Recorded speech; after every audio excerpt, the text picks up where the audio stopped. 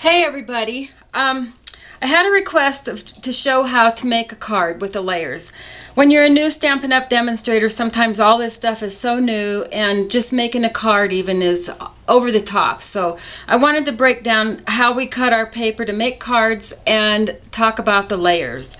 So I thought we would make this cute little card here. This is using the stamp Ears to You. It's one of our new single stamps, and I just did this in basic gray just so that you could see, and I've got it on a crushed curry base. And you can see this is a standard card with the standard 1/8 of an inch all the way around and even on the inside so that you can write. So I want to show you how you do this. So I'm going to start out with a piece of regular 8.5 by 11 paper. That's our standard size cardstock, and it's very simple. You either cut it in half this way, which would be at the 4 1/4 mark, and then you score each of them at the 5.5 inch mark. Okay, and that's how you end up getting a card like this, because you see it scored here and cut here. Okay, if you did it the other way, you cut it in half again at 5.5, and you score at 4 1/4. So it's the same measurements both ways. You're either going to use 5.5 to cut or score, 4 1/4 to cut and score. So this is what you're going to end up with.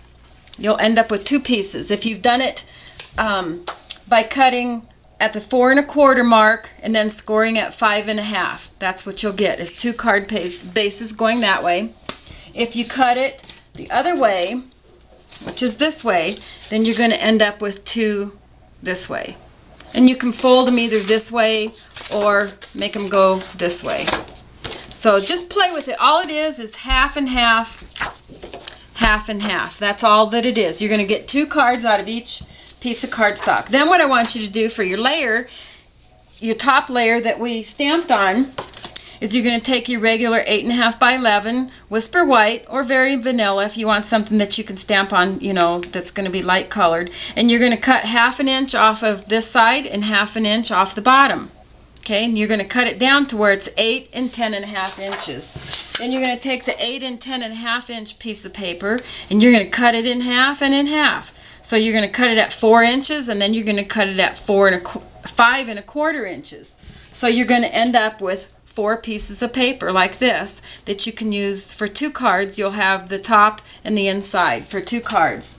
You can take that one layer smaller, and instead of doing 4 by 5 1/4, you can do 5 by 3 3/4. And a card that's got the base on it like that is going to be smaller. And you can see this is the 5 and 3 3/4, and this is the 5 1/4 by 4. So there's not much difference. It's just a little bit of math, you know, but it's really easy. And I always tell everybody, practice with a piece of just regular typing paper. I even practice my stamping on there so I can get a feel for the stamp. But I use a lot of that paper to make sure what I'm doing is going to turn out right. So let's go ahead and make a card. And all I'm going to do is take my cardstock, which I messed up on, but anyway, you're going to fold it in half. Then we're going to use our bone folder on it to get a nice crisp crease there, because that just looks really nice. Okay, then what we're going to do is I have one of my card bases. This is the 4 by 5 1/4, and I'm going to have to stamp it upside down, but I'm using my basic gray and the Ears to You stamp. What I'm going to do is just I want to kind of measure a little bit on my grid paper so I have a little bit at the top, and I'm going to have to stamp upside down to you. So let's see here, and I'm not using a Stampin' Up! Block. I am working at home. All my stuff is up at the studio, so this will still work. 1 2 3. Let that paper absorb the ink. That's a fair image right there. So now what I want to do is I want to dress it up a little bit. So I've got a piece of retired ribbon that I'm going to use. This is crushed curry, and I put some sticky strip on it. I'm just going to rub that on there real good. Make sure the glue has adhered to my ribbon. Peel that off, and then I'm just going to kind of straighten that so I see what I'm doing. Kind of put that in the center there. When you're happy with where you think it's centered, then just wrap it around the back. So it looks like that. Okay, now what I want to do, I'm going to pop this up. So I'm going to put some dimensionals on there. I love the Stampin' Up! Dimensionals. And I'm going to use 5, 1 in each corner and 1 in the center to kind of make it so that it doesn't get flat. And the best way to get these off is just squeeze them down with your fingernail, and then they just come off much easier. Even if you don't have fingernails, they'll still come off. And then what we're going to do is just layer that onto the front of the card base. And I always try to maybe start at the top where I can get all 3 of my edges the same. Okay? Then I have a bow that's already pre-made, and I'm going to attach that with, oops, sorry about that, I can't answer. Anyway, I'm just going to use glue dots. I'm going to use 2 of them,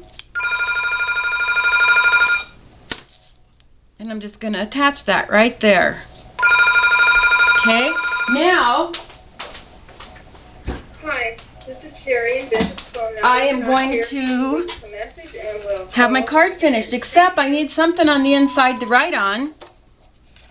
So that's where my other card base would fit. And then you can stamp on it. You can add maybe a little paper embellishment, maybe a little bunny.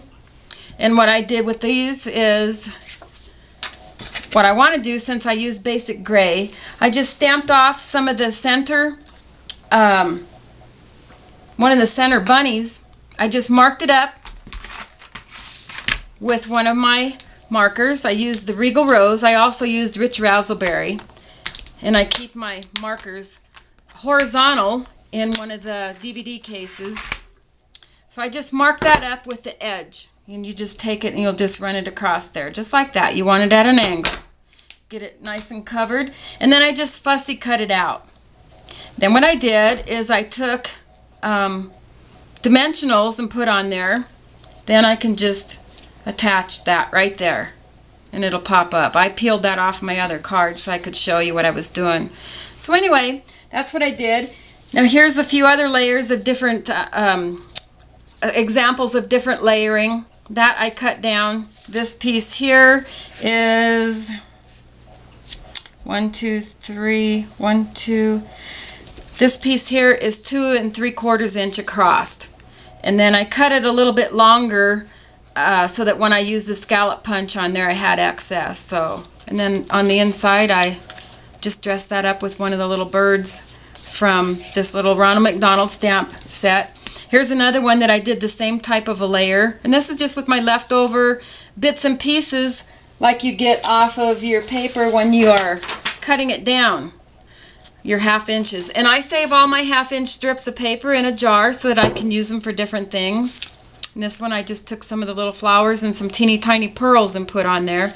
And last but not least, you want to stamp it with one of your Stampin' Up! Name stamps.